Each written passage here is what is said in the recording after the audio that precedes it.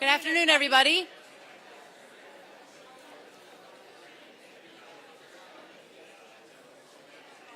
Good afternoon.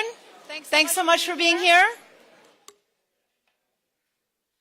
My name is Liz McGill, and I'm the Dean of Stanford Law School, and I'm delighted to welcome you to the 6th Annual Stanford Bright Award for Environmental Sustainability event.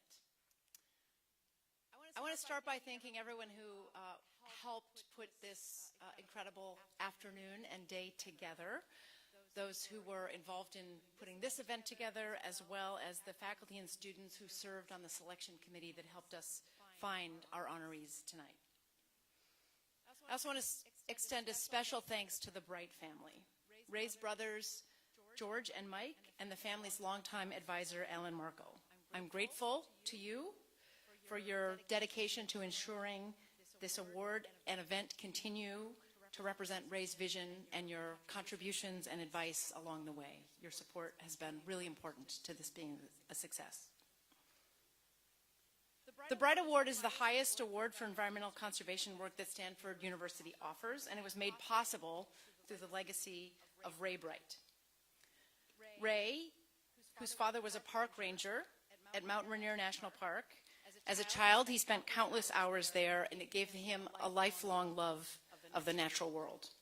His passion for the outdoors carried on throughout his life as he and his wife Marcelle made frequent visits to Yosemite, Death Valley, and many other natural wonders in the United States and around the world. Ray, I am proud to say, graduated from Stanford Law School in 1959, and he had a successful career as a lawyer. He and Marcelle wanted to give back by helping to preserve the environment that he loved so much for future generations. In establishing the Bright Award, Ray sought to recognize people from all over the world who were engaged in conservation and other efforts that would achieve sustainability. His hope was that the recipients would be able to increase their influence after receiving the award, and of course, the award recognizes their extraordinary work. In previous years, we have recognized and celebrated environmentalists and naturalists and conservationists from 5 different countries around the world.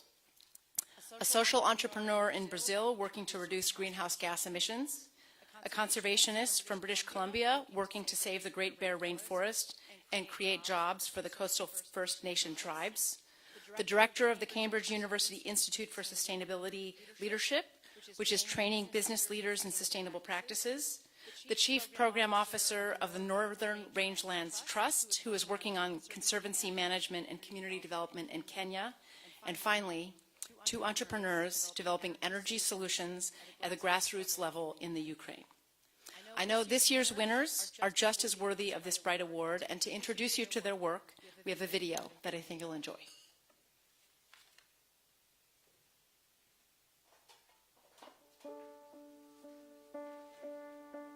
Water is a common denominator. Water is life. Water goes in everything. We suffer from drought and scarcity of water to start with, and climate change is making it much more difficult. There is one very, very important partner, which is nature. The environment doesn't respect borders. These political man-made borders that have been drawn up by people have nothing to do with nature.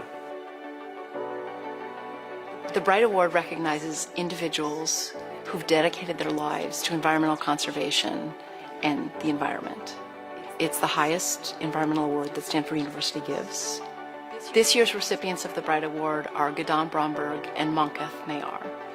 Together, they co-founded a visionary and exciting organization in the Middle East. So EcoPeace is a really unique organization. We're the only organization that exists that's Jordanian, Palestinian, and Israeli together in any field, with a single board, a single budget, a single mission. And as our name describes, it's ecology and peace. So it's all about focusing on our shared environment as a means to advance peace in our very troubled region.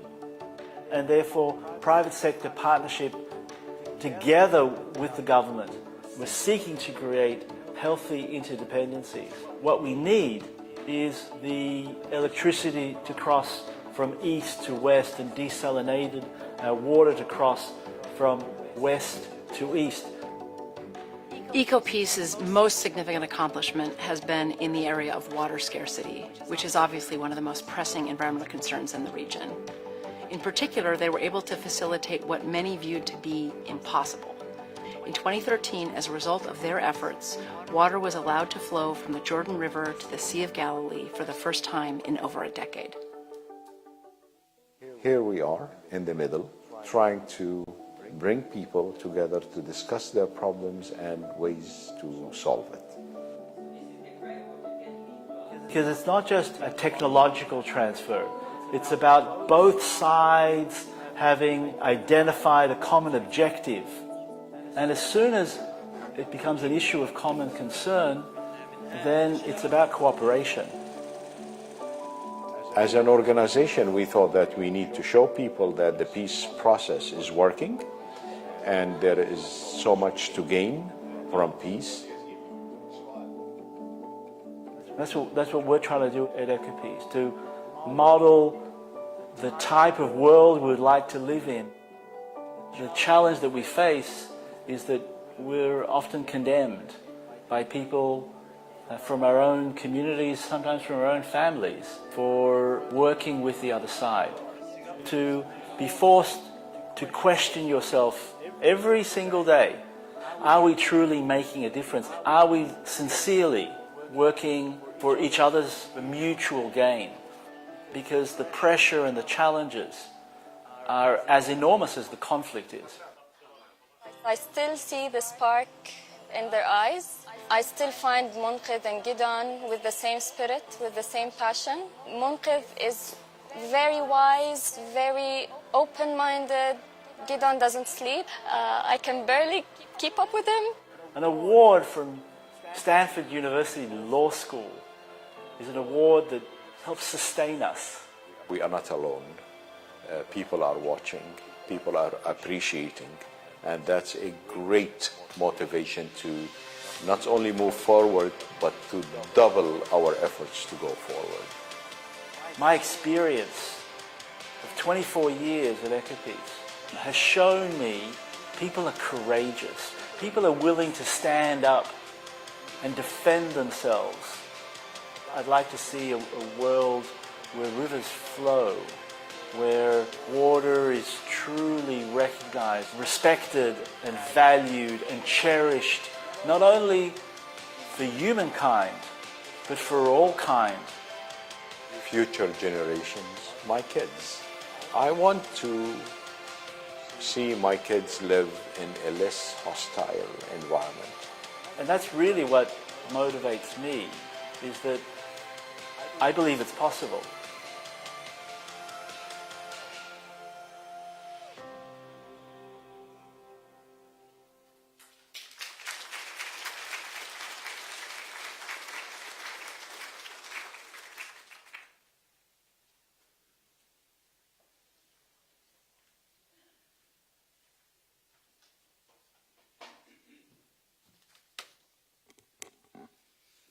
Well, thank you for that hope that I now have filling my heart, the two of you.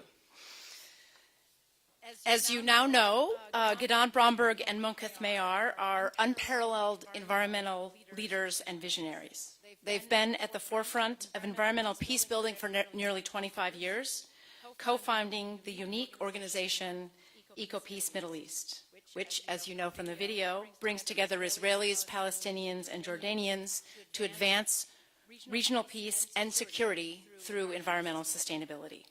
It's the only collaborative organization of Israelis, Palestinians, and Jordanians, not only in the environmental field, but in any field. It's the first international environmental group in the Middle East with offices in Amman, Ramallah, and Tel Aviv. Mr. Bromberg as the Israeli co-director and Mr. Mehyar as the Jordanian co-director and now president have spearheaded resoundingly successful initiatives on water conservation and conflict resolution on the Jordan River and the Dead Sea. Their unique approach to peace building proves it's possible to maintain cooperation among these stakeholders who have so many other conflicts. For more than 2 decades, their cross-border solutions have helped individuals throughout the region come together around a common vision of a shared ecosystem.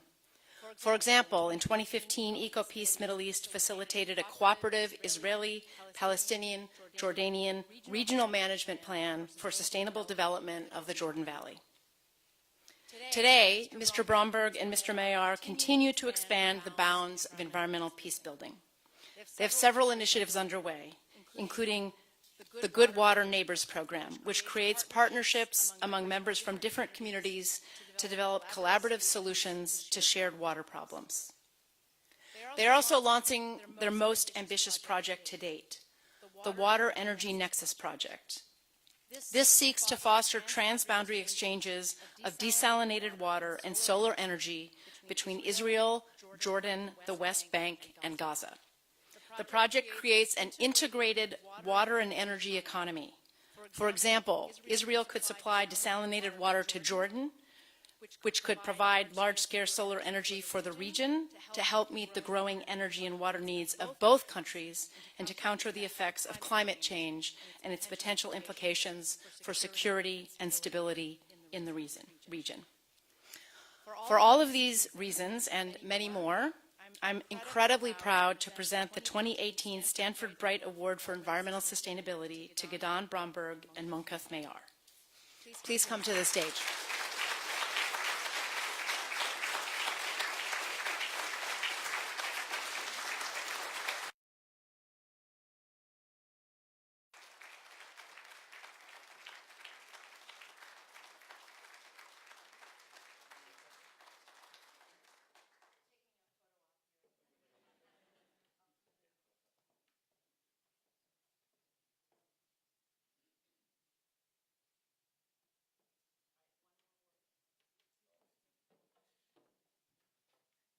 You will now have the opportunity to hear from Gidon and Munqeth. When they finish, Professor Buzz Thompson from the law school, who is the Robert Paradise Professor of Natural Resources Law, the founding director of the law school's Environmental and Natural Resources Program, the former Percy L. McCarty Director and Senior Fellow at the Woods Institute for the Environment, and the chair of the selection committee for this award. We'll invite our panelists onto the stage to introduce a discussion, Peace Building Through Environmental Conservation in the Middle East. So I'm delighted to turn the microphone over to Gidon and Munqeth first, and then we'll have the panel discussion.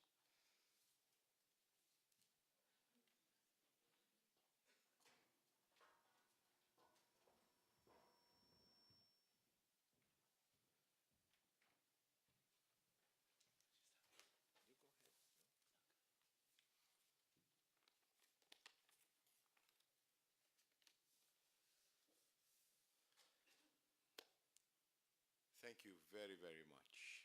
This is really overwhelming. Ladies and gentlemen, good evening.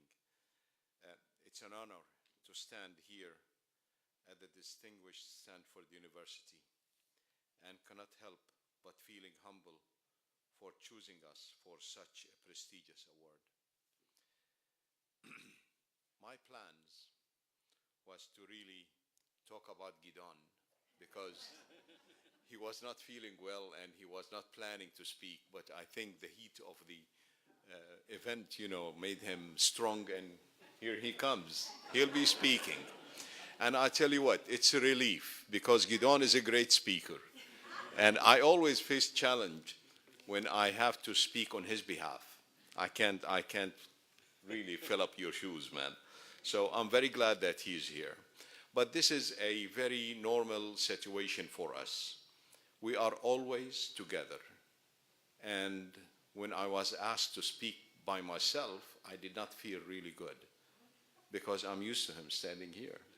And sometimes I'm standing there and he's standing here. And we have a trio, our Palestinian partner usually with us. But we stand here with a great gratitude to the Bright family for granting us such prestigious and generous award. Thank you very, very much. Our gratitudes are connected to the Dean of Law School, Dr. Les Miguel. Thank you very, very much. and the advisory committee who chose us for the award. Thank you very, very much. We stand humble, but feeling a huge power, knowing that people like you are seeing our work as important. When we started EcoPeace, we never imagined that we will be standing here in Stanford talking about it 25 years later. 1994, time of excitement. We were certain that peace about to break out, ending a 100-year-old conflict. The reason we hurried up establishing EcoPeace was to make sure that the environment will be on the peace agenda. We understood that the development plan was about to start in the region, addressing major projects like transportation, tourism. People were planning to build over 50,000 rooms on the Dead Sea, where we know the carrying capacity does not exceed the maybe 10,000. Agriculture projects. We know that the region is very important for agriculture because it's very seasonal. In the winter times, where all Europe is frozen, here goes the Jordan Valley can produce so much. But we know that we are scarce in water, and we have a very bad policy in water for agriculture. Energy projects to be able to answer back for all these developments. That was our fear. Our concern were directed on the carrying capacity of the region. Examples from around the world, like the NAFTA and other agreements that left people in poverty rather in development. We thought the most effective way to put environment and sustainability on the political agenda is to create a regional civil society organization, the first ever having Jordanians, Palestinians, and Israelis together. We seized the opportunity of the signing of the peace treaty in '94 and started our organization. We enjoyed about 4 years of good relations and high spirit in the region. But soon after, like in the late '90s, we understood that peace is slipping away. To be relevant, we had to reinvent ourselves. We came to understand that trust building between us, Jordanians, Israelis, and Palestinians, is based on a common concern, was the model for peace building itself. Trust is a very strong word. And here, I do seize the opportunity to invite our politicians to come and learn how really they can build peace. In the last 20 years of work, we were able, but not limited to, stop the wall from being built and save a World Heritage Site in the area of Betir and Wadi Fukin. I don't know how the audience knowledge about the area itself, but when you look at the green line, the border supposedly between Palestine and Israel, it's really like going into a village and decide that middle street is the border. It is so hard to split them away together. And that's the case of Betir and Wadi Fukin. That wall would have devastated that heavenly piece of land. Other things like having mayors from the 3 countries to jump in the Jordan River to deliver a certain message. And we have some really funny pictures, you know, like billies, big billies, and bald people and all that. But they jump together because they have a common interest that they wanted to send a message to the world. We helped leverage $500 million investment to treat sewage and get it out of the Jordan River.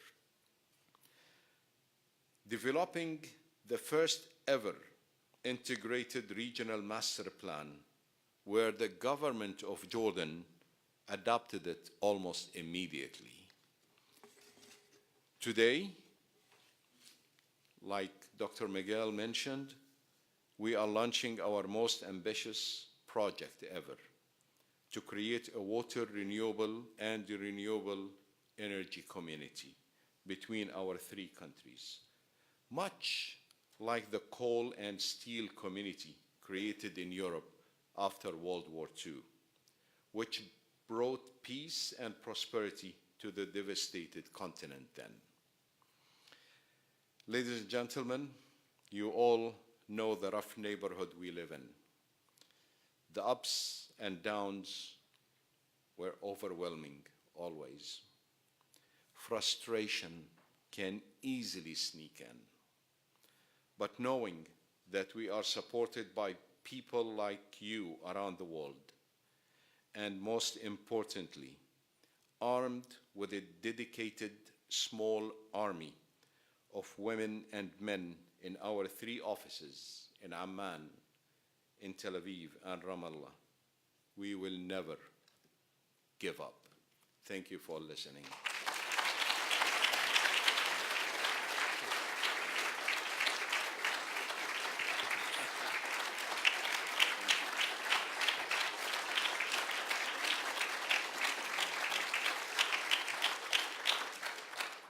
So I just want to briefly add also my thanks to the Bright family, to the Dean of the Law School, and to Stanford University. But I also want to tell you that Munqeth had bright red hair when I first met him. Yes. In Hebrew, we say he was a gingy.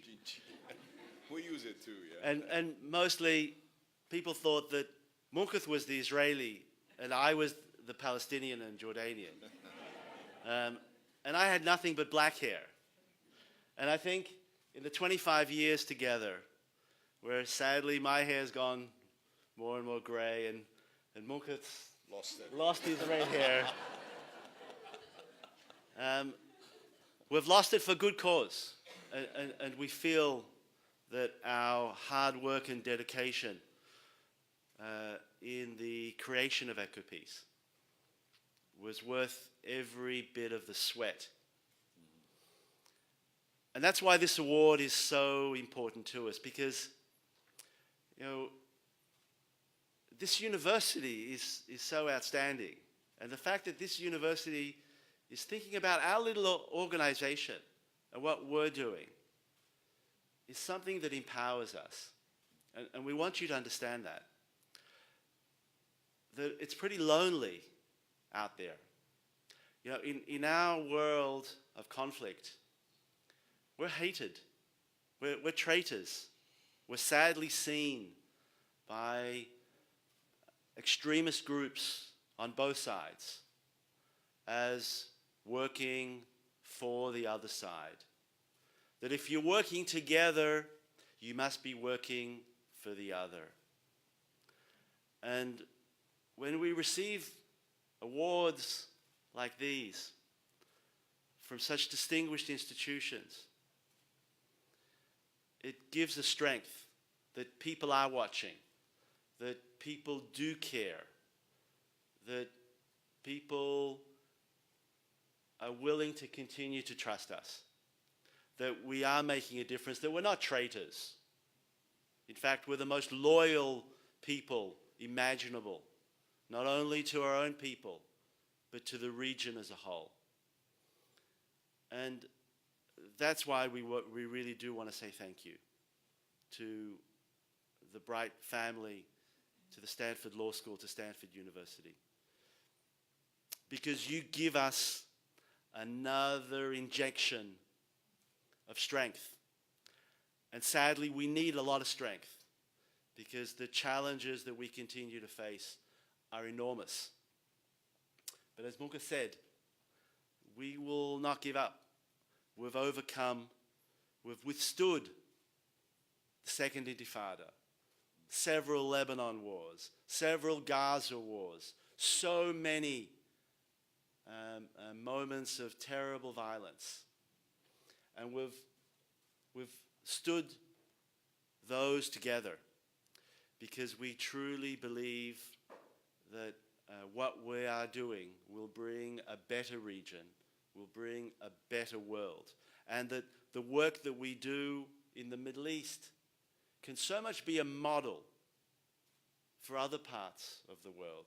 Because if we can do what we're doing in perhaps the most difficult conflict, then there's little excuse for so many of the other conflicts around the world.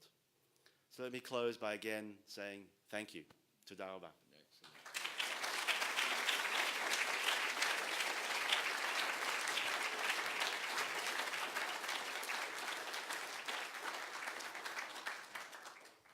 So good evening. As Liz mentioned earlier, my name is Buzz Thompson, and I had the privilege and the pleasure of chairing the selection committee for this year's Bright Award winners.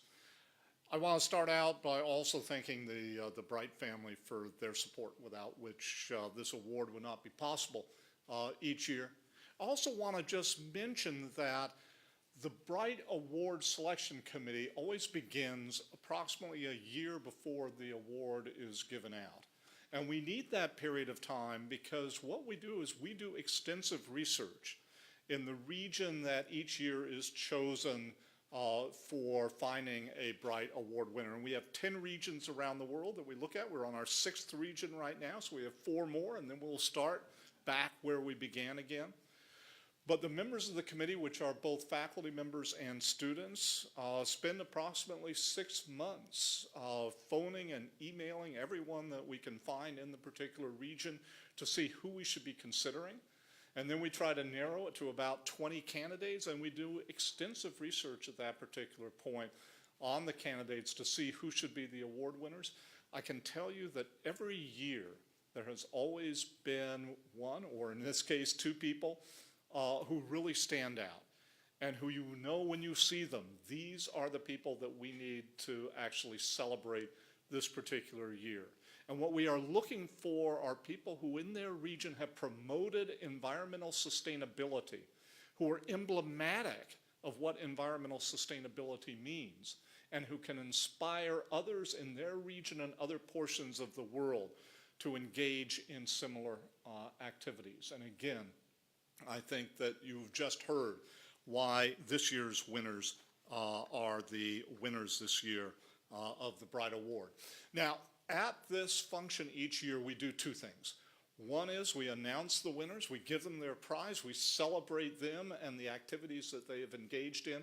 But the second thing that we do is that we have a panel discussion where we can actually delve more deeply into the work that they have done and what their work means for the rest of the world and what we might be doing elsewhere in the world. So I would like to invite the panelists and the moderator up here right now. So if you can take your seats and get wired.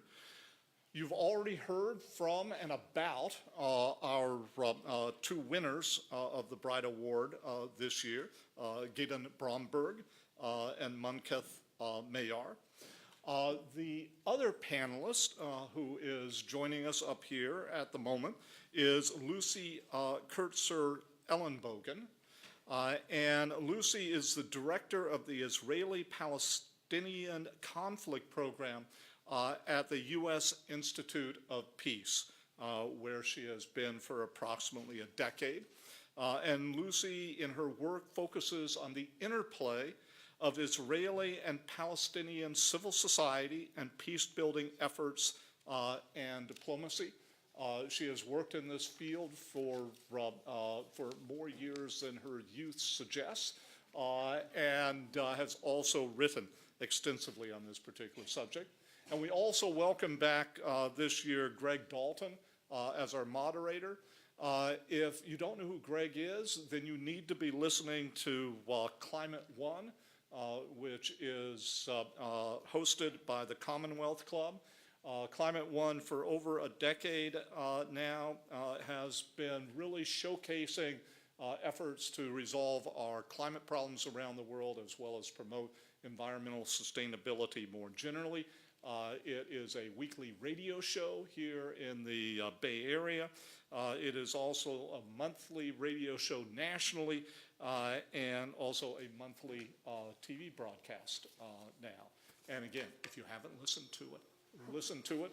And if you do, fairly soon you will actually hear Greg also interviewing once again our 2 award winners. So with that, I'll turn things over to Greg. Thank you. Thank you, Buzz. It's a delight to be here.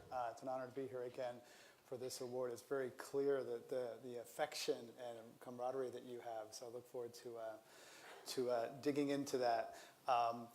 Munqeth, you started with some very kind words about Gidon, but I want to know how many times you want to strangle him in the last 25 years.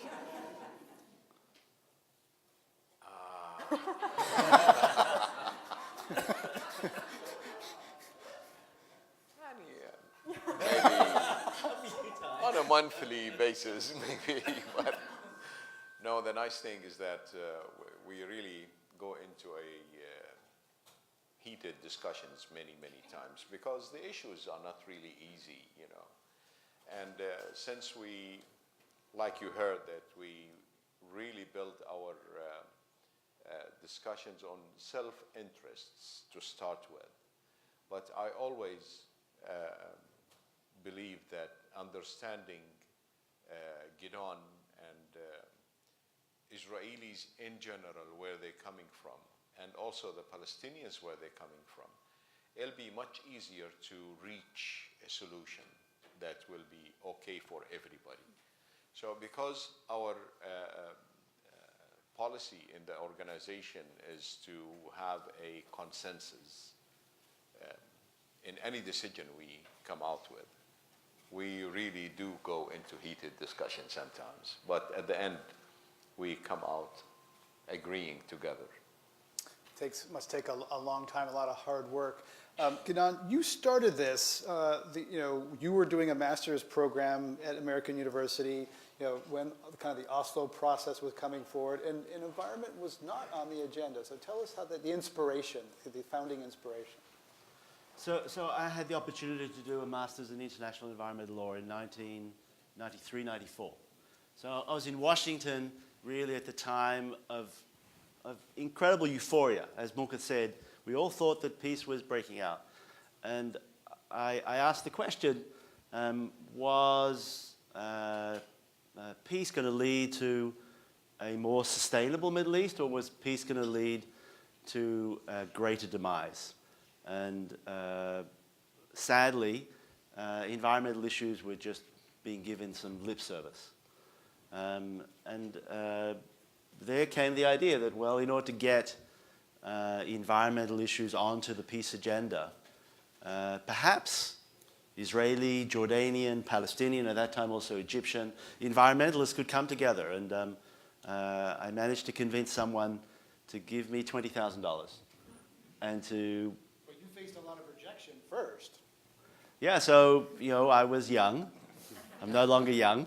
And I knocked on about a dozen doors, and all of the people that I asked, would you fund the first meeting ever of Egyptian, Jordanian, Palestinian, and Israeli environmentalists? And they all said to me, look, it's a great idea. Come back when you're a bit older, and maybe we'll consider it. But I'm a persistent person, yeah? And I wrote to each one of them afterwards, and it's never happened to EcoPeace since, but one of the people called me a week after receiving the letter, and he said, you know what, it's a crazy idea, but I'm willing to give it a go, and I'll throw my hat in. And this individual helped organize and actually attended the very first meeting in Taba in Egypt. Every bit of the way was was hard work because there was a peace treaty between Jordan and Israel, but a Jordanian had never crossed the border from Eilat to Taba.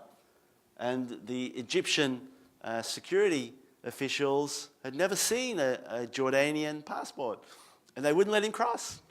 And we were saying, but he doesn't need a visa, he can just cross. We're having a meeting. And it took us 4 hours. We almost had the meeting in the no man's land at the border. The politics are so hard.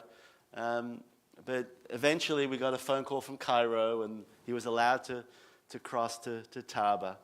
And we had that meeting, and that's how EcoPeace was established. And some of the resistance you encountered was that that environment's a rich person's problem. Is that right? That sort of like, it's like we're dealing with survival, economic development. Environment's a luxury for later. Is that right? So I think right from the beginning at EcoPeace, we decided, to focus on water. And water issues became the key focus of our work, because water is not a luxury. It doesn't rain. It doesn't rain in our part of the world for 8-9 months of the year. It's a little bit like California here, I guess, too. So people know what water scarcity is about. But we live in a semi-arid, semi-desert part of the world. And by focusing on water issues from the outset, we were really able to overcome the challenge that the environment is a luxury, and we need to deal with our more urgent survival issues. Well, water is a survival issue. When people are receiving water once a month from their municipality. I mean, something that in the Tel Aviv office, in the Israeli office, we spent a lot of time explaining to the Israeli public that an hour from Tel Aviv, people are getting water once a month. When you turn on the tap in Israel, water always flows. When you turn on the tap in Bethlehem, when you turn on the tap in Hebron, when you turn on the tap in Jordan, water is not always flowing. And people need to understand, we need to understand as Israelis, that the water crisis that the region suffers is a national security crisis. It's way beyond the environment. It goes to the heart of our survival in the region. There's also people in California who can't turn a tap on right now and get water. It's true here in this state as well. Lucy, there's a perception that there's soft and hard issues in the Middle East. Like there's missiles, and then there's this. So put this in the context of peace, the region. Environmentalism is not often on the agenda. Absolutely, and if I can just take the opportunity first just to say what an honor it is to be up here with this distinguished set of panelists and, again, our awardees. I mean, I don't think you need more affirmation after hearing from them and the film, but I do want to just take the opportunity to say that I have the benefit with the work I do, focusing on this issue at the U.S. Institute of Peace, of really getting a very comprehensive view of what the peace-building field looks like in the Israeli-Palestinian and broader Arab-Israeli context.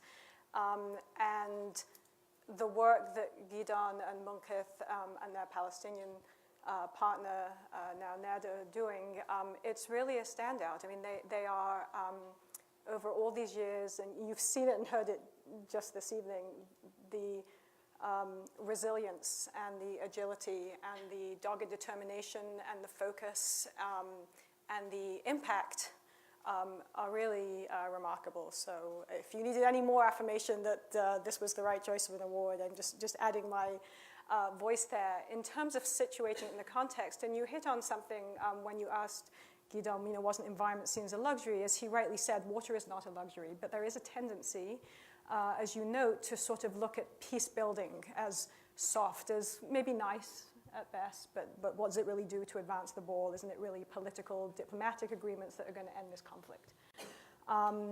And the answer is yes, at the end of the day, all being well, it will be a diplomatic and political agreement that resolves this conflict, but that won't come out of nowhere. That the ground needs to be prepared for that time. And for as long as an agreement eludes the parties and the international community, there is a lot of work to be done by people who are living, a colleague of mine always likes to say, cheek by jowl. They're sharing resources, as Gidon said earlier in this film. The environment knows no borders.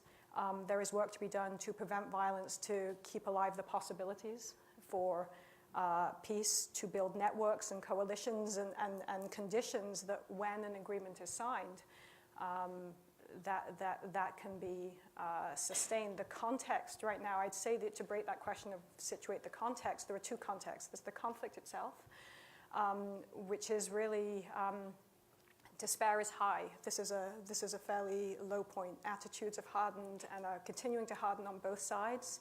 One of the things I find most concerning is when you look at polling on this, the younger the population on when I say both sides now, looking at the Israelis and Palestinians in this, the younger you are, the harder the attitudes are on both sides.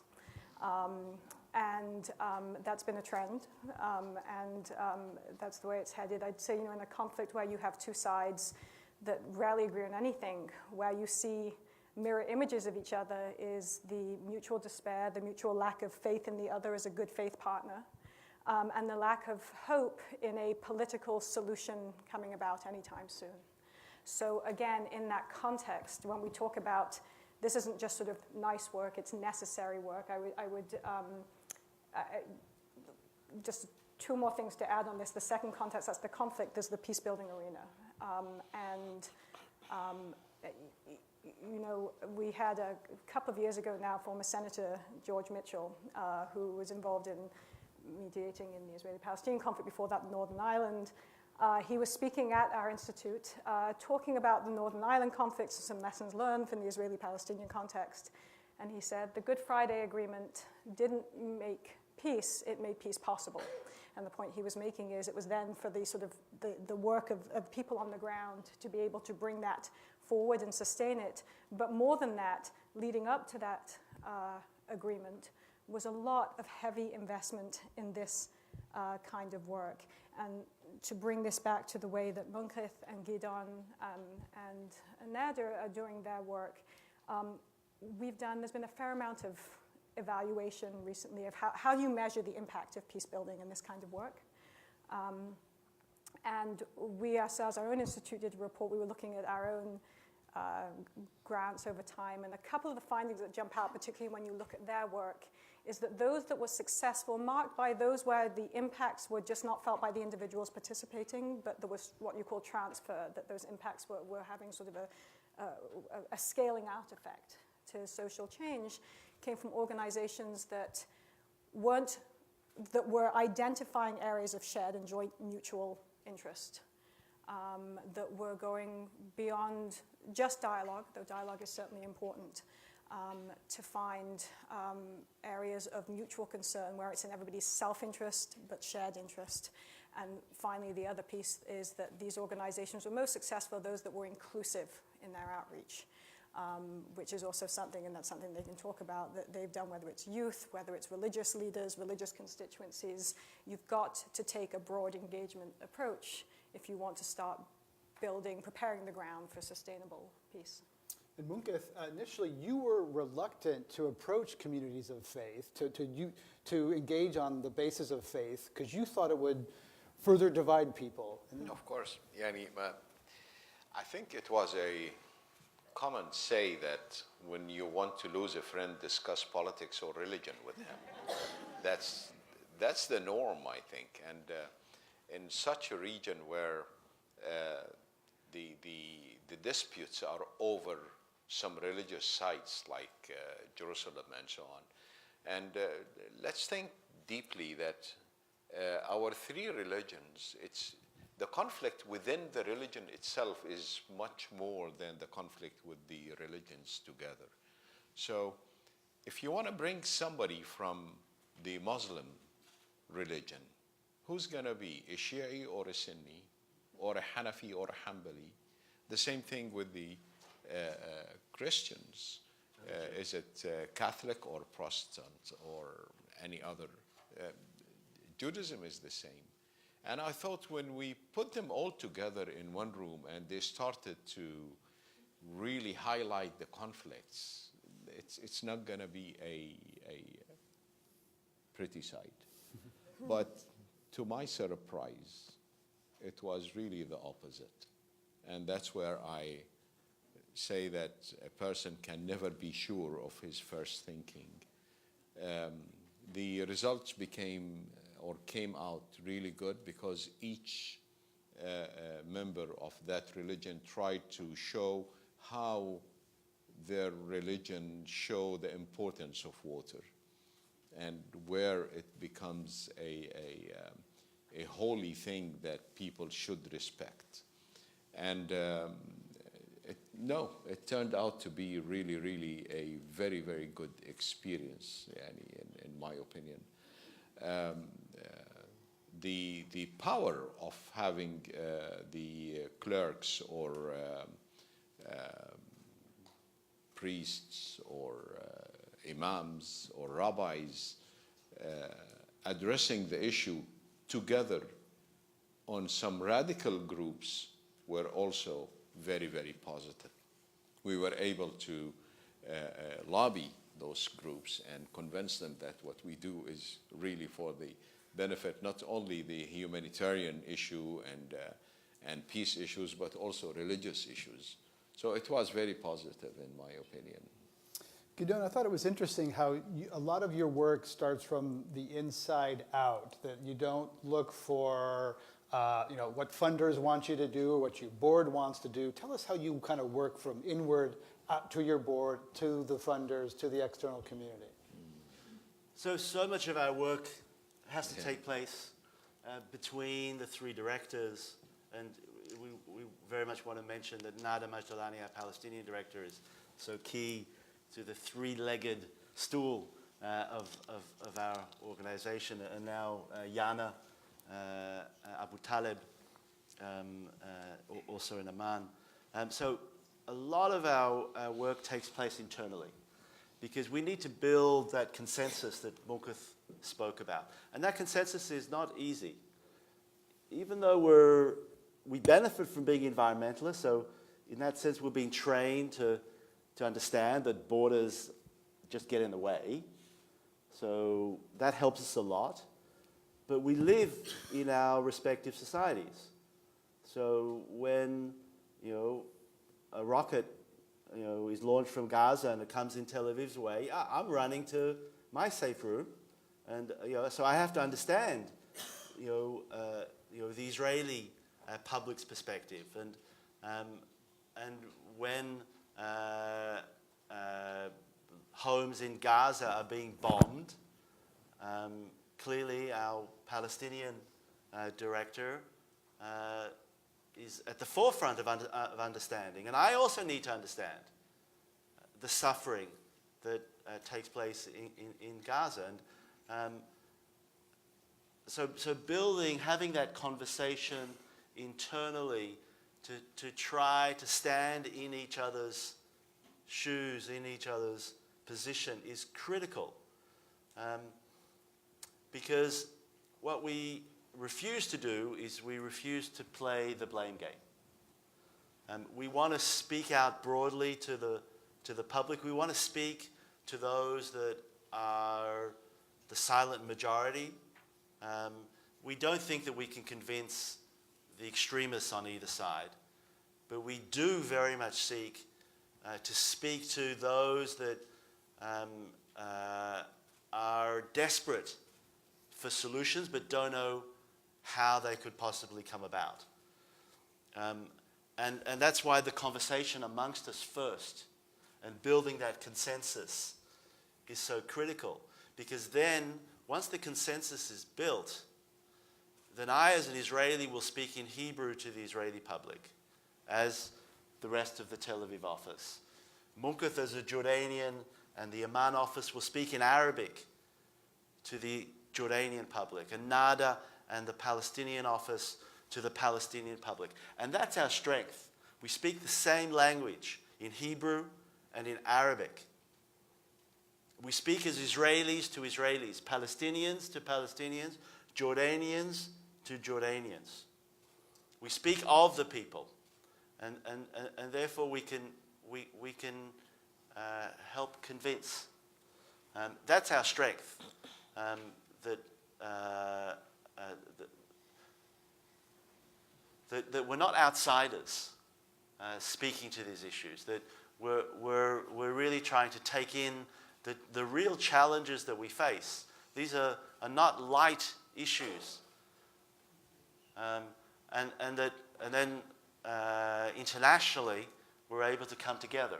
So the three of us and the three officers to put a stand on to try to put a stand on the international agenda on our issues.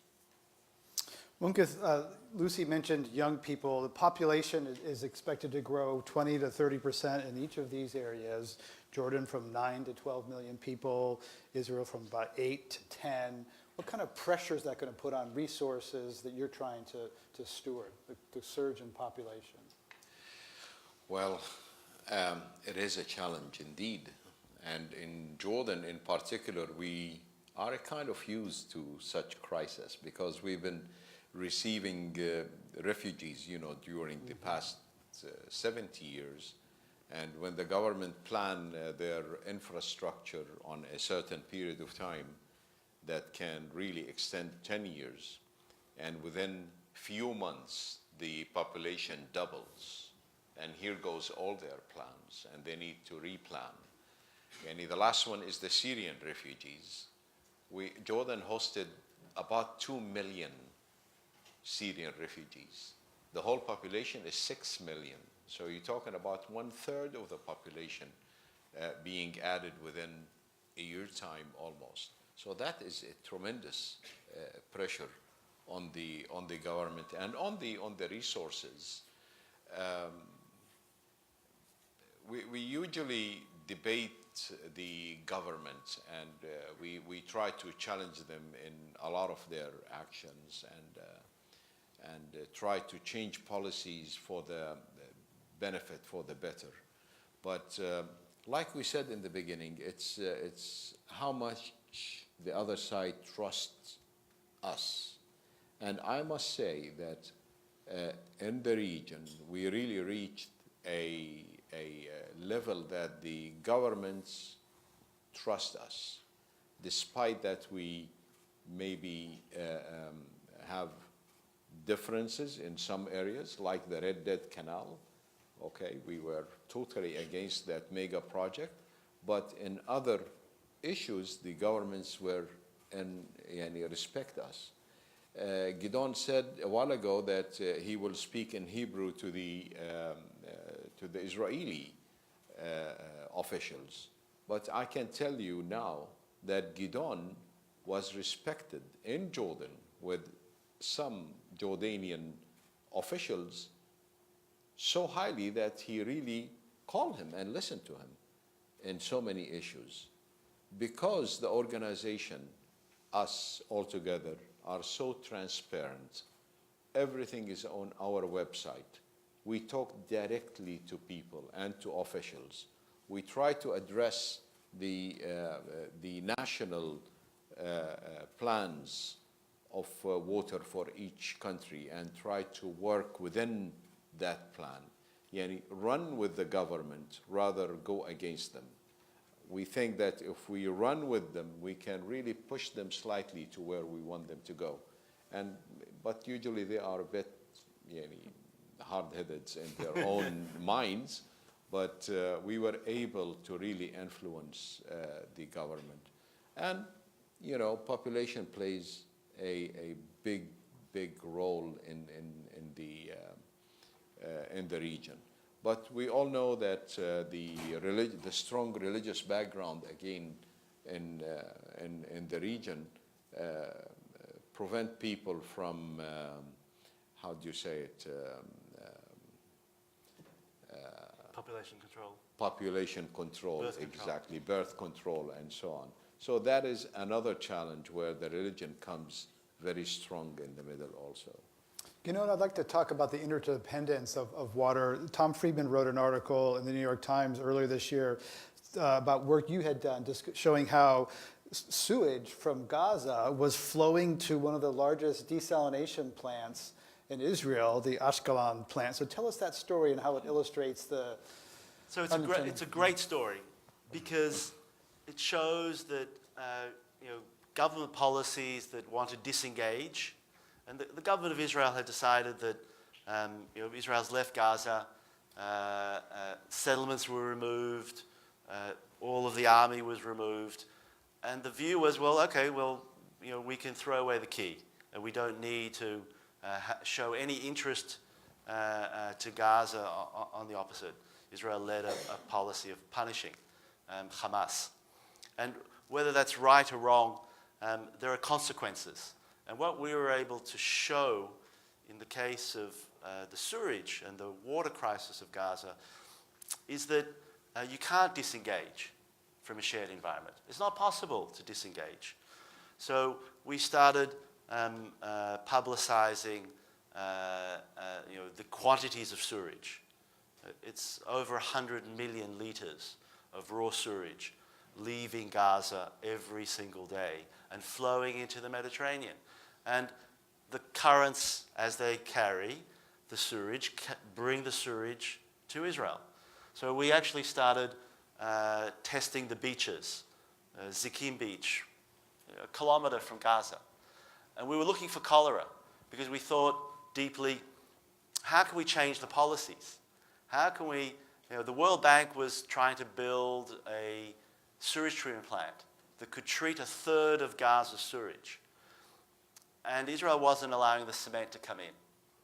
And on the one hand, you can understand, the cement was also being stolen. We know that. Hamas was stealing it to build tunnels. But not allowing cement in means that sewage treatment plants can't be built either. And the sewage continues to flow. So we're actually quite lucky in an unlucky region where the results of our studies of the tests of the beaches didn't bring out cholera, but we were fortunate to use a laboratory that the Ashkelon desalination plant was using. And they said to us, well, we haven't found cholera, people shouldn't be swimming in the sea, but do you know that Ashkelon is closed? And we said, what? Ashkelon is a large desalination plant. It produces 15% of Israel's drinking water. In fact, 80% of Israel's drinking water today comes from 5 desalination plants along the Mediterranean, mostly in the southern part, closer to Gaza. Now, we released that information to the public. We put in a freedom of information request, and the government of Israel had to respond. And they responded in writing that indeed Ashkelon is closed because of sewage. They wouldn't say Gaza, because that wasn't convenient, because that wasn't part of the story that we can disengage. But again, we refused to play the blame game. And the way that we presented the issues was that, well, this is a national security issue for Israel. It's not about blaming the government of Israel. It's about getting the government of Israel to reverse its policies for national security reasons. And as a result of that information being made public, indeed, and to the credit, and I don't often give credit, to Prime Minister Netanyahu or the then Minister of Defense, they actually did reverse the policies. And the North Gaza Emergency Sewage Treatment Plant is operating today.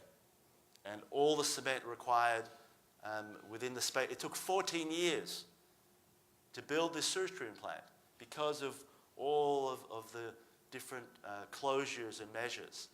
But within a year, all of the needed materials got in, and today a third of Gaza's sewage is being treated. There's still a massive crisis out there, and 2 million people in Gaza, an hour from Tel Aviv, are drinking very unhealthy water, and we're still a long way from solving.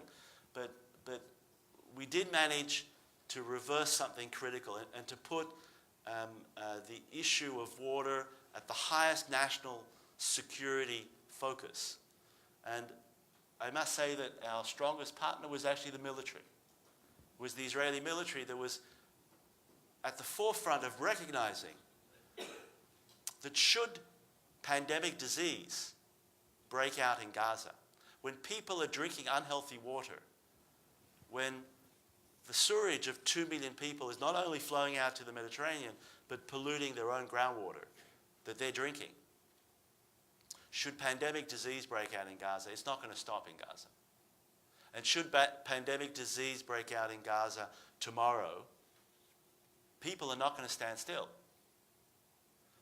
You're not going to have tens of thousands. You might have hundreds of thousands of people walking towards the fences of Israel and Egypt. And God forbid a military having to face such a scene. And that's why the military was in fact at the forefront of helping to change the policies of the government.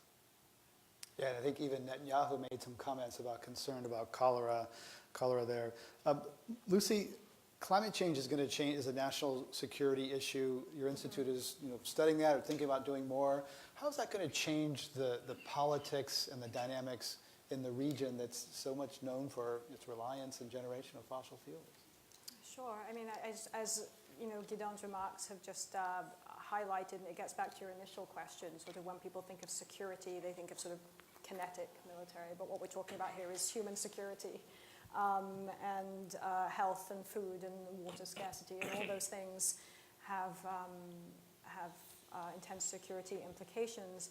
There's been a lot of analysis, a lot of ink spilled the last few years talking about the effects of climate change and the environment, in particular in a region like the Middle East, and as you say, the implications of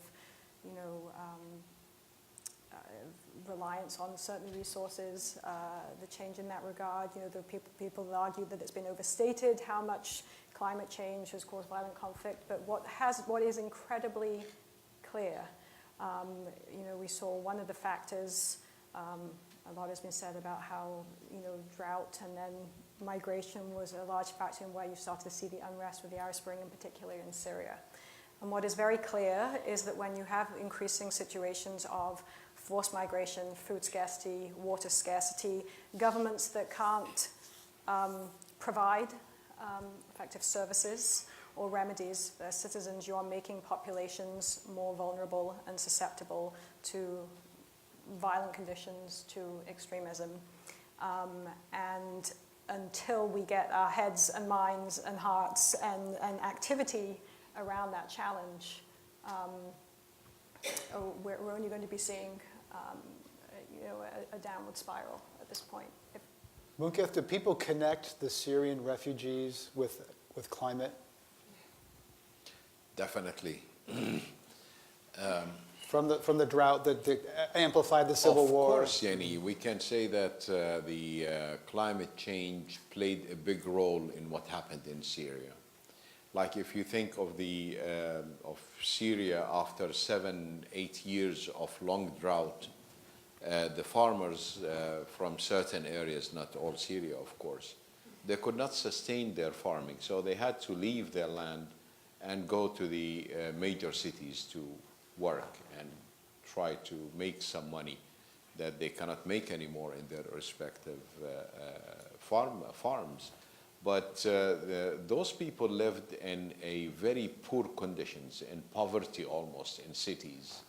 And when the first breakout started, they were ready to really riot and do anything to change the regime that neglected them for so long.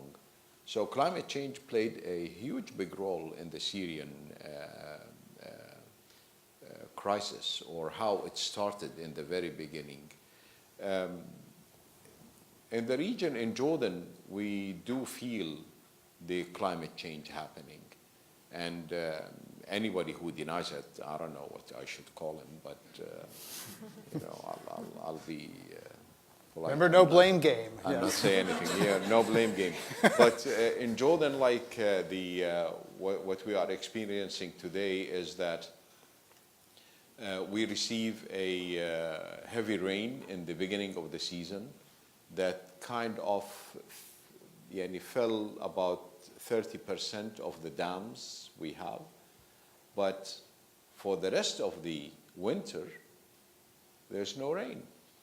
And we use whatever we stored. At the end of the season, we receive a little bit of rain, but nothing enough to fill up the reservoirs, the dams. So we end up with a summer with nothing in the dams. And again, another year of drought. In this respect, I really must say that we do work with the Ministry of Water in Jordan. And I can say that despite the many areas where we disagree with them, but they are doing a good job. Like dealing with such a small, limited amount of water and satisfying everybody in Jordan. Of course, farmers can never be satisfied, ever. But the rest of the population are a kind of content of what they do, in the ministry. In Israel, I know climate change is a big issue, of course. Gidon already mentioned that the Lake Tiberias, Kinneret, is below the lowest ever. That's also reflected on the Jordan River, reflected on the Dead Sea, which is really facing huge challenges and dropping by 3 feet in American standards, every year. And that is creating a big, huge ecological phenomena, which is the sinkholes. The sinkholes can be as big as this room or this building, really, in a farmland or in a factory or homes or roads. So the effect is really, really huge that we are facing, and climate change plays a big role over there. Gidon, you've been through lots of cycles through the Intifada, Oslo, Intifada.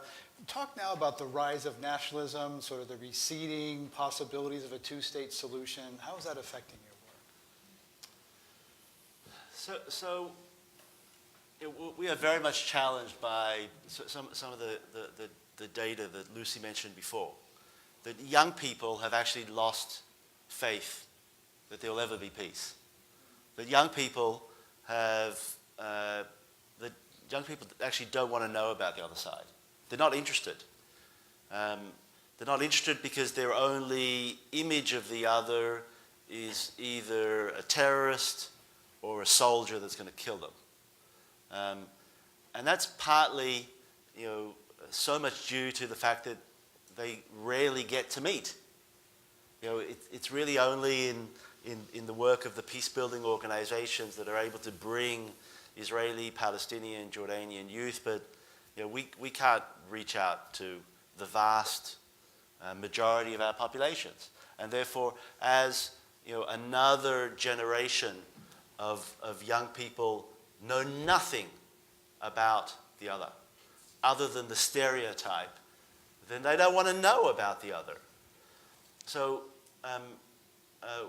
we're challenged by that, because what we've seen increasingly is when we seek to bring young people together, there's less interest. We need to spend far more resources in convincing people to take the risk, to convince parents to allow their children, because every child under 18 has to have their parents sign a form. And in our mind, that shows bravery on the part of the parent, because our meetings take place often in Jordan, in a third country. So we've had to actually change our programming, and rather than trying to seek a broad outreach of young people.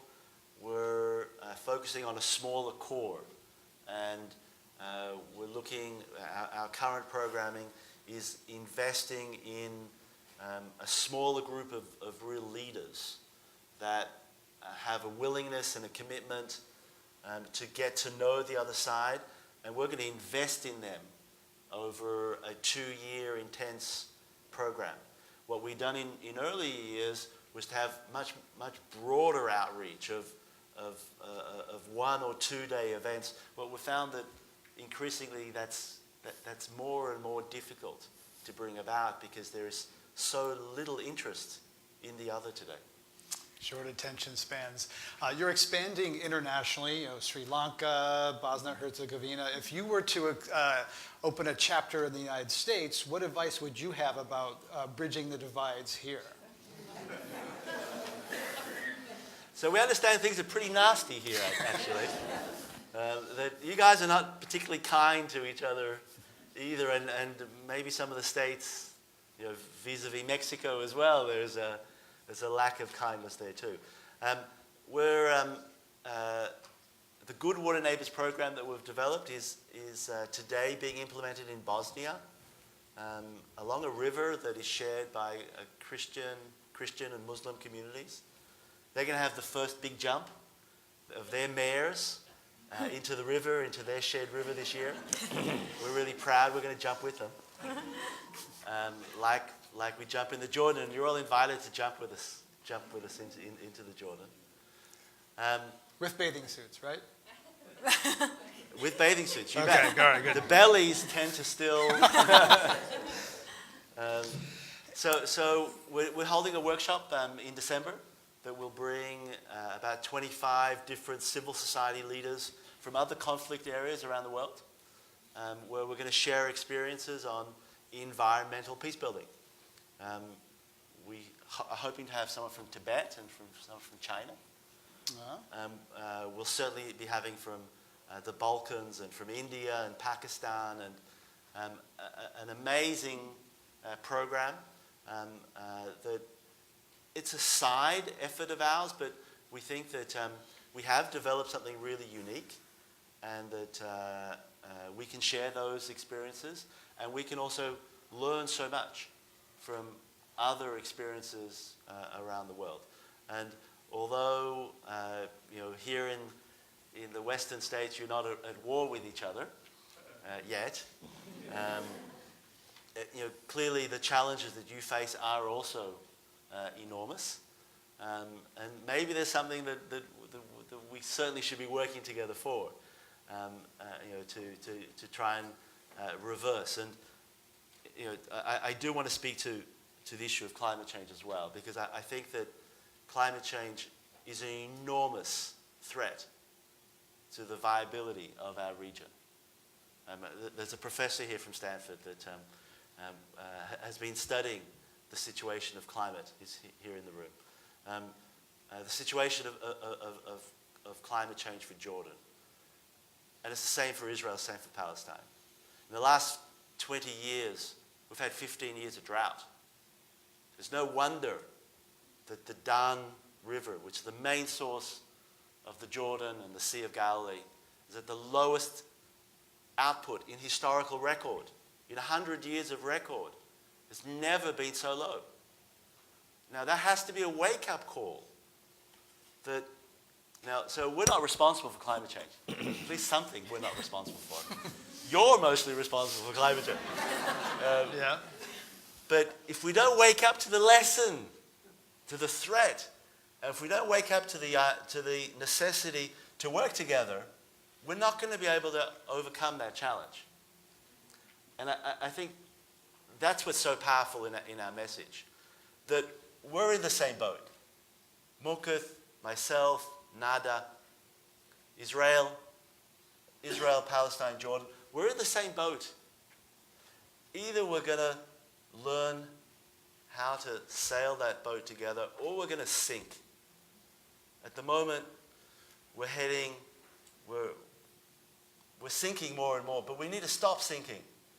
And perhaps climate, water, can be that external wake-up call that will, knock the heads of our political leaders to bring some common sense. And get them beyond the blame game, because there's lots of blame. The developing countries blame the developed countries, certain states blame other states, parties blame other parties. There's lots of blame that's obstructing climate progress. We want to get some of your questions in before we have to wrap up. I think there's some microphones out there.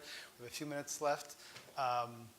So I guess the microphone is right over here. So there's a microphone right here. So if you'd like to ask a question, lots of smart people in this room, I'm sure. Go there, and then while you're going up to the microphone, Lucy, let's get you on the destabilization that climate can bring. I mean, it is possible, and there are scientists here in this room who know that at some point it gets so hot in the Middle East that humans cannot perspire. Mammals cannot survive if they cannot perspire. I mean, it's like really science fiction stuff.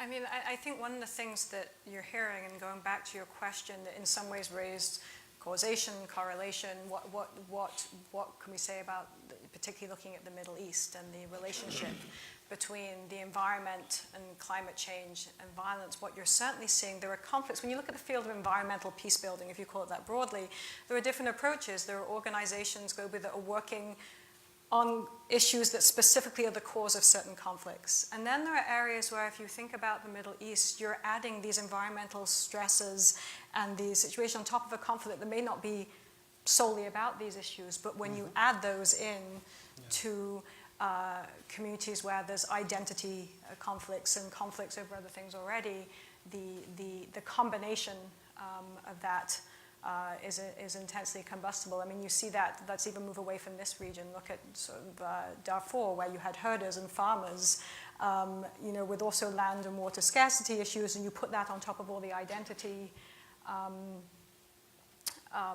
divisions, and it's absolutely disastrous. The one thing I would like to sort of point out that was interesting that I'm hearing in what Munqeth and Gidon are saying is that the way they are working, there's we often talk about top down and bottom up. You're really working at all levels, right? You're working, there's an element of trust building and getting people to see as well in building the trust that this is about building in their own self-interest, but also as shared futures in their shared interests. There's trying to connect that and build the capacity of these people to be able to convey this message to their leaders and to community leaders, and for that message to get up to policymakers and for the policy to be responding. It's really it's top down, bottom up, middle down, middle up, and again, it's actually a remarkable model, and probably where you're seeing a lot of their success. But that's exactly the kind of process that needs to happen. It needs to be a sort of a whole of structural community approach. There's lots of climate solutions also possible in the Middle East. Saudi Aramco has a big state-owned oil companies putting in huge solar programs. I'm interested in this water energy nexus, Gidon, that you talked about, where Jordan can supply a lot of energy, Israel has water, they could have this water energy independence. So again, we really thought deeply as to how can we change the dynamics. The dynamics at the moment is dynamics of domination.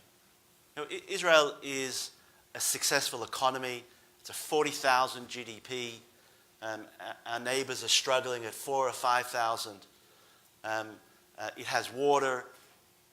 It has some of the best technology in the world. It's producing the cheapest desalinated water in the world, 50 cents a cubic meter, down from $2 a decade ago, by developing membrane reverse osmosis technologies. Natural gas.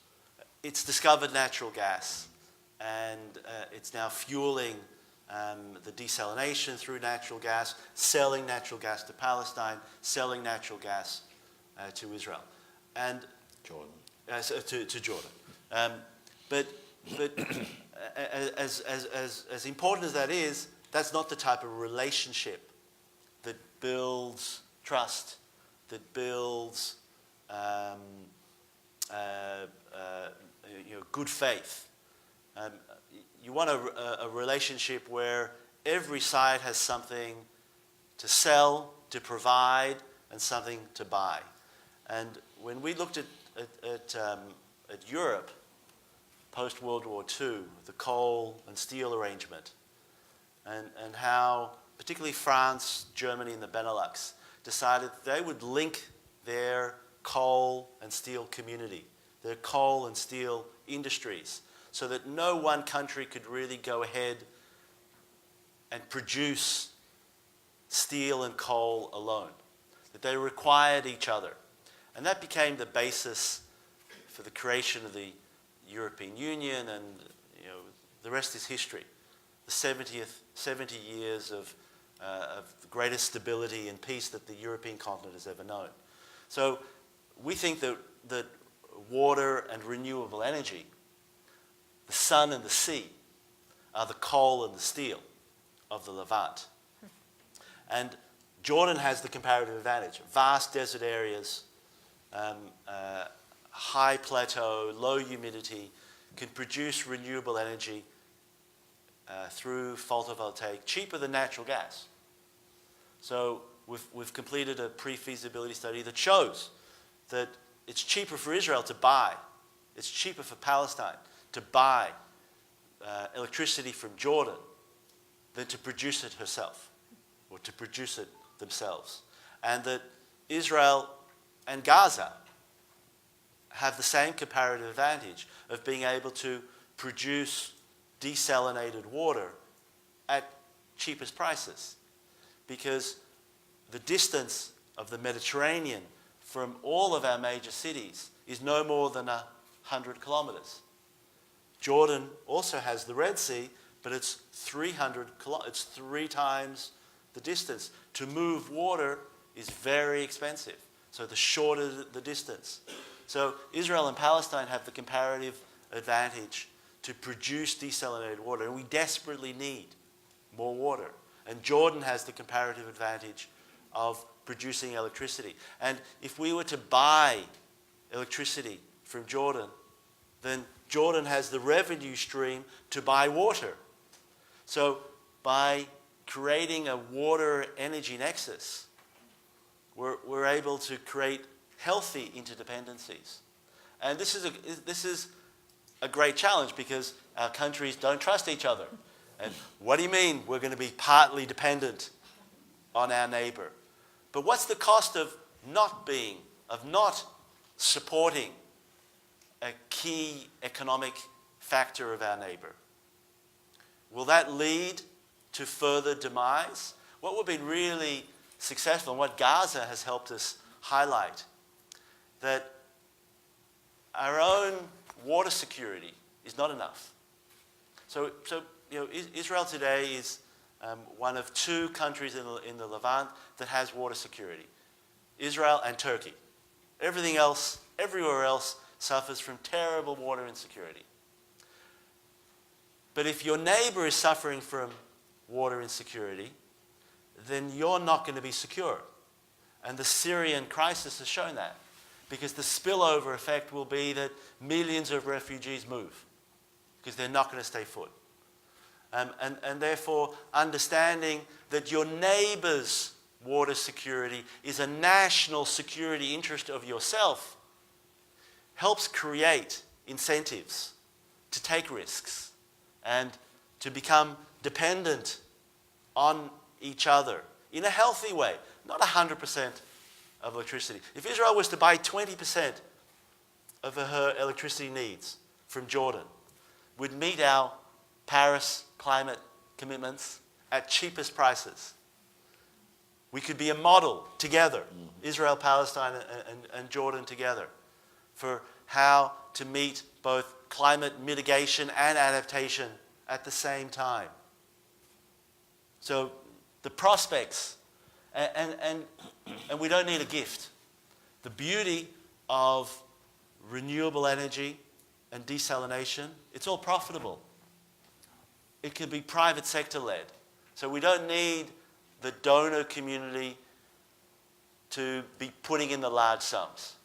This is a profitable opportunity for investors to help change the reality on the ground. So we have time for one last question, appropriately, Chris. My name is Chris Field, Stanford Woods Institute, and I want to add my personal congratulations. My question concerns the way you think about the balance between the environmental benefits and the trust-building benefits of the activities you undertake. And in particular, I wonder if you sort of scale the ambition of the environmental projects to have a high probability of success to weight the trust-building consequences, or whether you identify the environmental goals basically on their own. And I think both from Gidon and Munqeth, it'd be wonderful to hear how, if there's a different perspective depending on culture. Go ahead, Gidon, you are heated.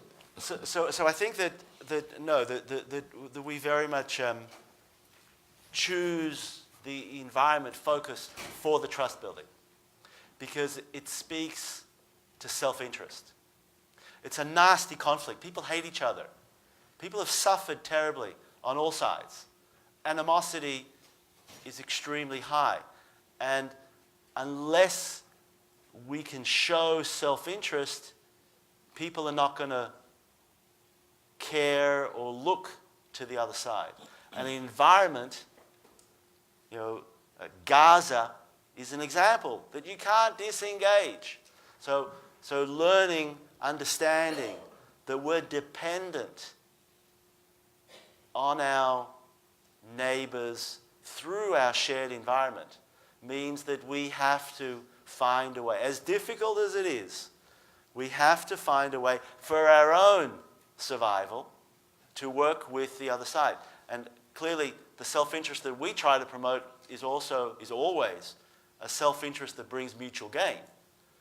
But we very much see the environment as an opportunity for trust building. As Lucy said, it's an opportunity that goes beyond the experience of the individual, because this is something that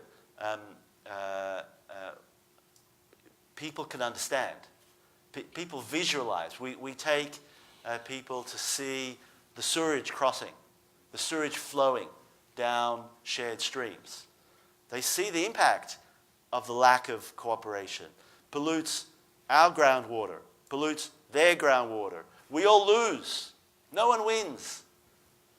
So that's how environment becomes such a powerful tool in this peace building. Yeah, if I may, I just follow up on what Gidon said. Think a country like Jordan with the Eastern Desert. With the history of the Eastern Desert, it used to be a very, very rich grazing grounds for a lot of people. Even people used to cross from Saudi Arabia and Iraq for the Eastern Desert of Jordan to graze. But with the climate change, less and less rain reach that desert. It's not really desert, it's arid in between. So the value of that land became very, very little, almost to no value. It's a desert full of dust. And people abandoned that grazing grounds. But what we're bringing to the Eastern Desert today is the water to energy nexus. We are providing Jordan with a plan to make use of that desert, of that land that lost so much in value. And that will add to the population who thought that they lost their livelihood in that area. This is where people will start thinking, yes, I can make use of this land and sell that renewable energy to Israel, which used to be an enemy, okay, and start my life again in that area. So that's how you build trust among people. Again, like Gidon said, it's a self-interest, but it's really connected to all. We have to wrap it up. I have the pleasure of interviewing lots of environmental leaders at Climate One. This is really special to hear two people are coming from such a deep place of respect and love, and so let's give them a round for it.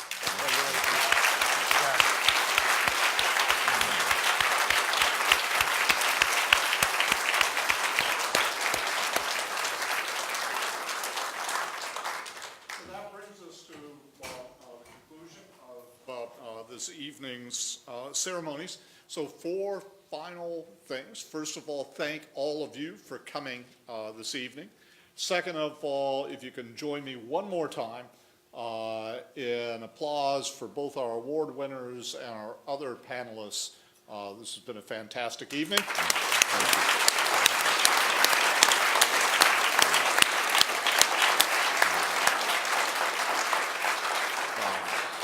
Third of all, I told you that we start about a year ahead of time to choose next year's winners, and so we've already started. This coming year, the award winners come from what is defined as Southeast Asia, which actually includes Southern Asia, so India, Sri Lanka, Pakistan, Bangladesh, as well as the mainland Southeast Asia area. So if any of you have any ideas of people who we should be contacting about potential award winners, or you know people we should be giving the award to, please send us ideas about that. And fourth of all, I hope I see you all again next year when we celebrate next year's award winners. It's hard to imagine that they could be as good as this year's award winners, but I'm sure we will find somebody out there. So again, thank you all very much.